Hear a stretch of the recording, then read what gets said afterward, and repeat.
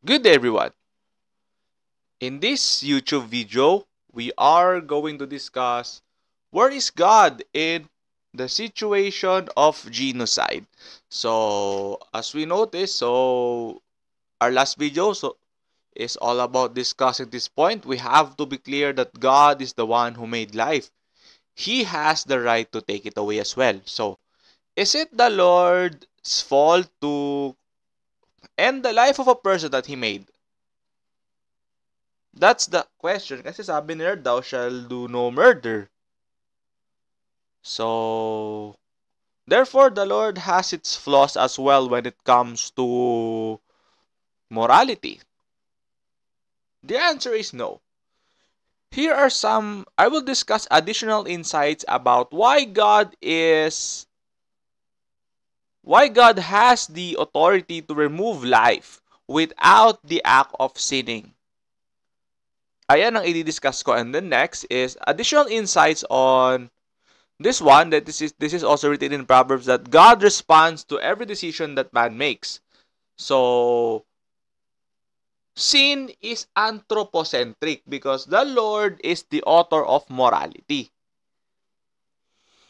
Kaya nga, we have to rely on the Lord on what is right or what is wrong because He is the one who created what is right and what is wrong.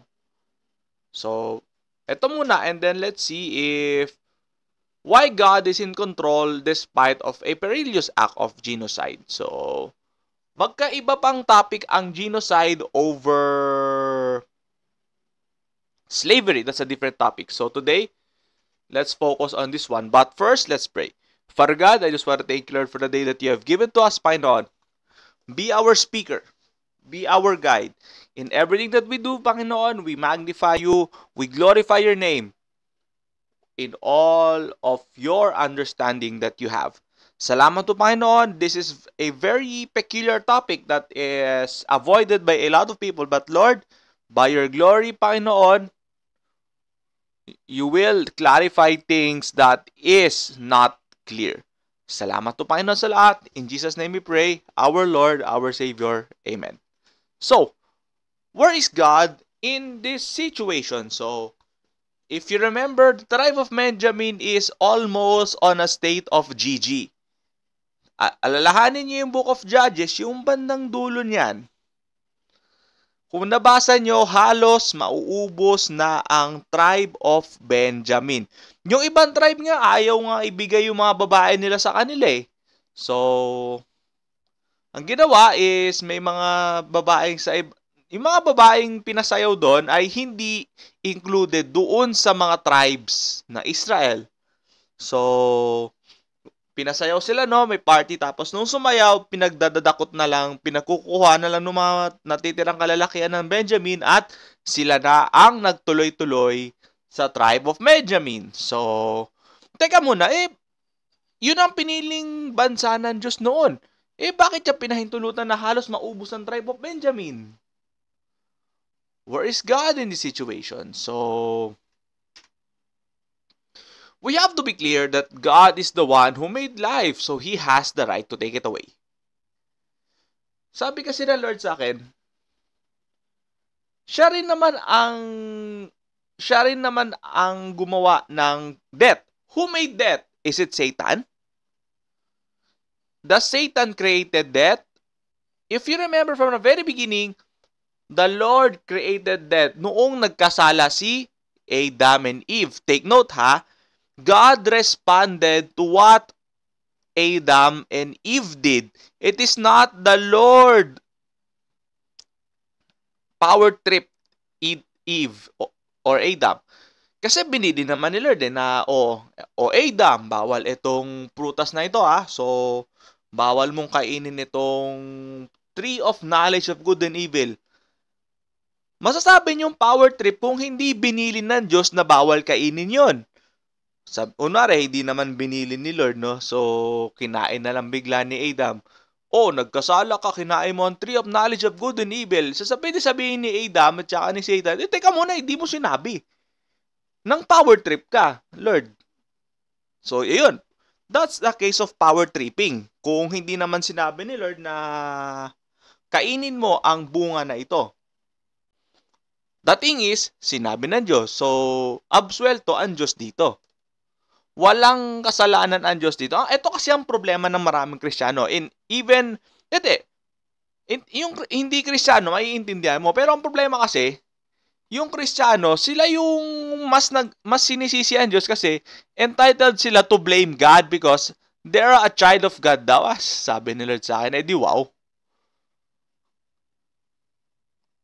So, lahat pala ng kasalanan nyo, ako pala ang may, dyan. Ako pala ang sasalo niyan kung ganon. So, kawawa naman pala ako. Ako pala may kasalanan ng lahat. Ginamit nyo sa mali, ako may kasalanan. Even sex, okay, sige. Ayaw ni Lord ng fornication, okay. But who made the idea that humans are meant to be sexual creatures, that they could reproduce sexually? Who made that concept? Is it Satan or from the Lord? If it is from Satan, and then the Lord is not the author of all creation. So therefore, sex, death, it is all concepted and made by the Lord. Ano pa ba? Yung sabihin na lang natin, marijuana, drugs. Sino ba gumawa ng marijuana leaf na yan? Di ba? Ang Diyos. Kasi, all things were made by Him eh. So, lahat ng sangkap ng beer, alak, lahat yon malt. Beer is from malt. Wine is from grapes. Di lang naman grapes ang ginagawang wine ngayon. Ang daming prutas na ginagawang wine. Strawberry nga, pwedeng gawing wine. So, it goes to fermentation kasi. Here is the thing. Linawin natin. Kasi, bakit parang napunta na tayo sa mga wine? Bakit ba tayo napunta sa ganyan? Kasi, look, all things nga were made by Him. So, death is also made by the Lord. Pag-usapan natin, bakit nga ba ginawa niya ang death? Death is a separation of the body from the spirit. Take note, humans are innate, have a soul. But humans does not have the spirit of the Lord because of sin. So kaya nga, sabi ni Lord, pag namatay ang sanggol nang hindi naman niya kontrolado, so sa langit pupunta yun. Alam niyo bakit? Hindi pa naman siya nakakapag-reason out. And the devil knows this one. The only time that a child that has no idea will go to hell if inalay ito ng tao, ng matanda. That will be the time na mapupunta sa impyerno ang batang ito. But nevertheless, kung hindi naman inalay, this is going to be a different one. So, this devil rights. So, i-discuss ko rin to sa contemporary series ko. What are the things that you could consider a right of the devil? Yung pag-aalay, etong dedication. Saka ko na i-discuss. That's for a different series. So, yun na nga. Bakit? May mali ba ang Diyos dito? In the first place. So, bakit hindi na lang yung ginawang asexual? Kagaya ng puno, yung tao na magshe-shed lang yung balat ng tao. Kunwari, parang aas, diba? Nagshe-shed ng balat. Bakit gano'n? Bakit hindi na lang mag-shed ng balat yung tao para magkaroon ng bagong fissure ng bagong tao? Bakit hindi na lang gano'n? Here's the thing. The Lord created everything in purpose. But humans using it the wrong way is where things go sour. Dito aalat ang mga bagay-bagay pag ginamit ang mga bagay sa maling pamamaraan. Halimbawa, ito na lang drugs. Or, okay, sige. Yung mismong addicting drugs is from Satan already. You know why? Because they mix up elements that is against God's principles. Ano bang ayaw ni Lord sa pagiging high? Pagiging lasing, ganun ba? Bakit ba ayaw ng Lord ito? Kasi it alters the state of mind na tipong, kunwari, ikaw, nang rape ka kasi lasing ka. So, wala na yung right or wrong decision mo, you are already used by the devil, by the spirit of wala ka ng control eh. You have uncontrolled soul already. Nawala na yung sense of morality mo kasi you are already used by the devil through kung naaalis kasi the spirit of uncontrolledness. Wala na yung sense of control mo sa sarili mo when you are drunk or when you are high. Ito yung ayaw ng Diyos kasi. Kasi we can agree na grapes are from God. The idea of sexuality is from the Lord. Pero if you are just fornicating, if you are using sex for fornication, that's a different purpose. Bakit ba mali yun?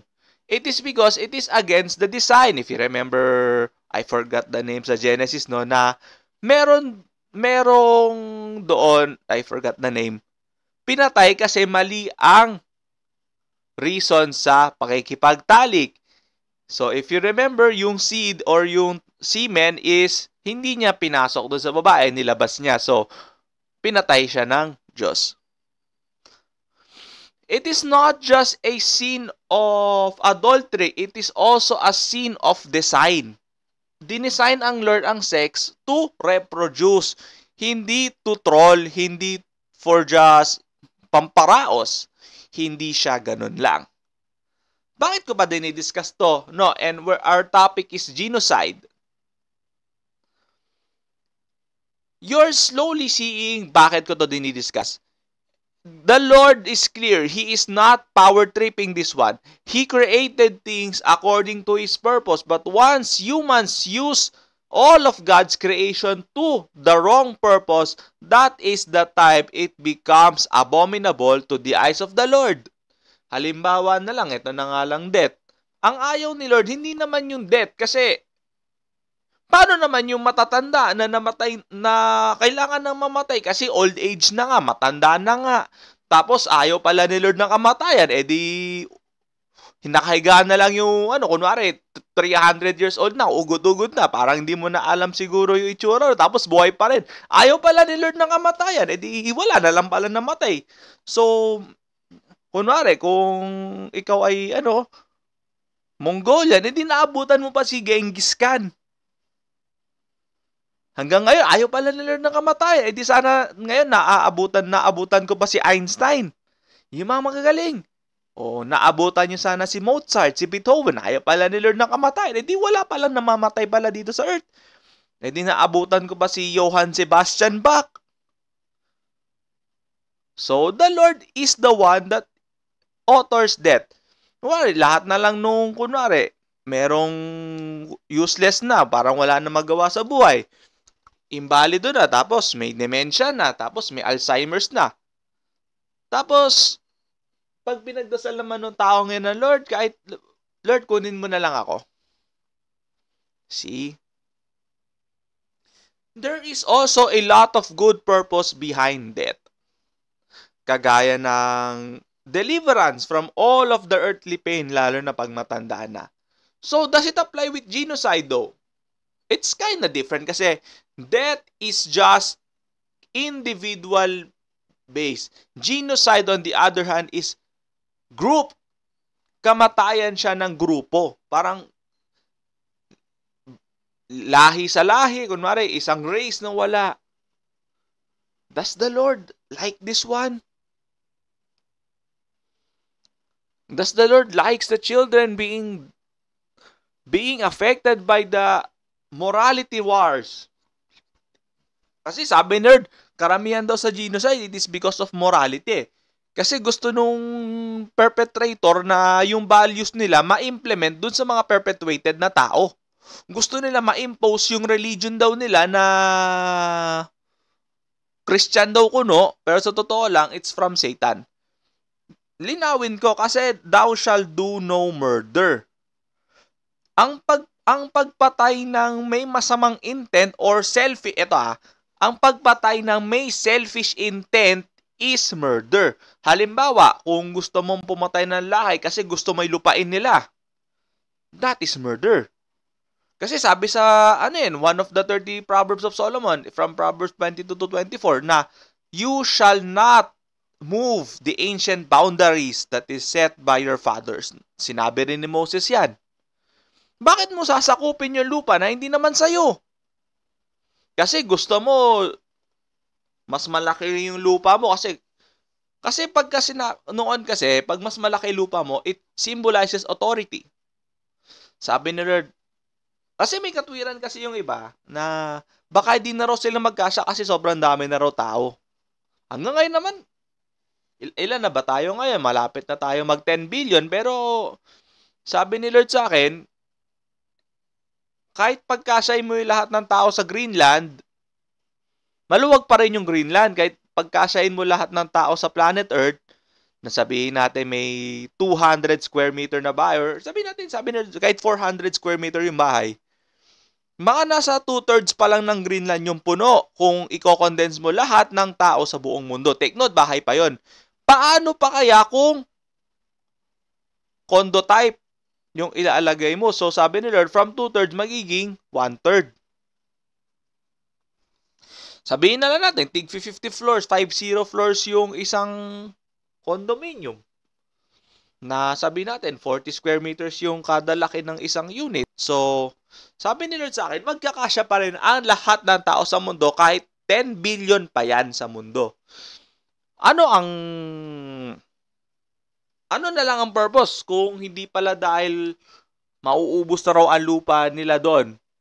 It's greed. They want their values to reign over the land. Gusto nila sila yung tama. Gusto nila sila ang Lord. Sila ang Diyos. Yun ang ayaw ni Lord sa murder. If you are killing a group of people because you want their land, you have vested interest, kung mas importante pa ang vested interest over sa buhay nila, that is murder. That's what the Lord hates. That's what is abominable in the eyes of the Lord.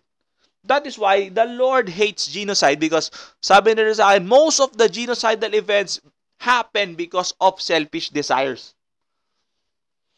Kagaya nga lang yung anti-Semitism na yan. The Roman Catholics want their version of Christianity in Israel, because Israel is the capital daw of Christianity. Yung Israel daw ngayon daw. Kagaya na sabi ko sa inyo before is, hindi naman daw yan ang totoong Israel. So, isang slide pa lang to, additional insights. Kasi sabi ni Lord sa akin, He has control of all over morality. But when humans use it the wrong way, it's GG. Yun lang muna sa ngayon. So, I'll see you next time. God bless.